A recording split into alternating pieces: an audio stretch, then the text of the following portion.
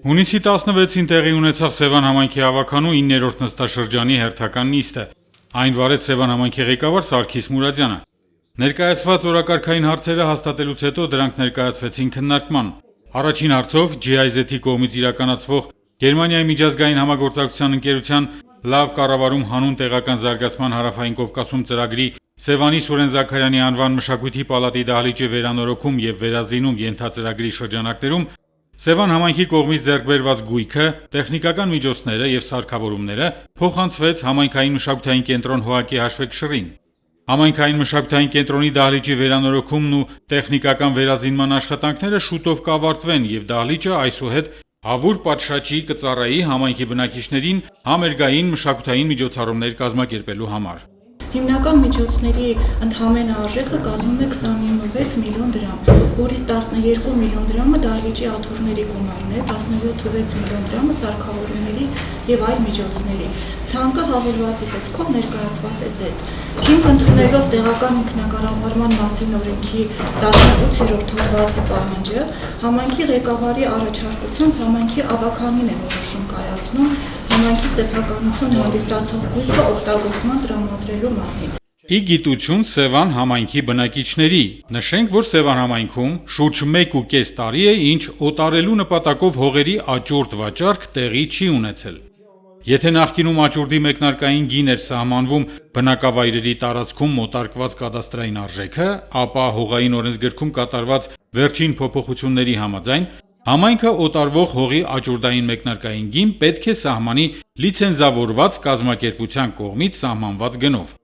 Սևան համայնքի ավականին հաջորդ հարցով համայնքային սեփականություն ճանաչեց Հայաստանի Հանրապետության եւ Սևան համայնքի վարչական սահմաններում ծաղկունք բնակավայրում գտնվող որոշ հողատարածքներ, որոնք դեռևս 2001 թվականին կառավարության որոշմամբ անհատույց տրամադրվել էին տնտեսվարողի, սակայն փաստաթղթային գործընթացը կիսատ էր մնացել։ Ավականու կողմից վերոնշյալ որոշումն ընդունվեց հետագա փաստաթղթավորման գործողություններն ավարտին հասցնելու նպատակով։ Հաջորդ թիվ Սևան համայնքի ավականին որոշումներ կայացրեց Սեմյոնովկա բնակավայրի վարչական տարածքում գտնվող հողամասի նպատակային նշանակությունը փոխելու,